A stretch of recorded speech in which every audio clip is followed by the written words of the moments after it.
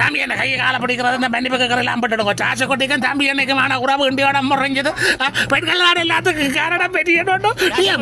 சுத்தி கொண்டு நிற்கிறீர்கள் அந்த தொழில கதைக்கிறீர்கள் என்ன எல்லாத்துக்கும் காலம் முடிவு செல்ல சொல்லி இந்த கதையெல்லாம் என்ன சொல்லி போட்டு இந்த உழைக்கிறார் நாங்கள் இந்த மழைக்கும் குளிருக்கும் வெயிலுக்கும் பள்ளி நாட்டுல வந்து கஷ்டப்பட்டு உழைச்சி எல்லாத்தையும் செய்து ஒரு நன்றி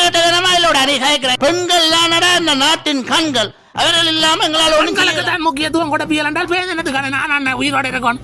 வருத்தப்படாத வாலிபர் சங்கம் முழு குரூப்பே நான் கூட்டி வந்துருக்கிறேன்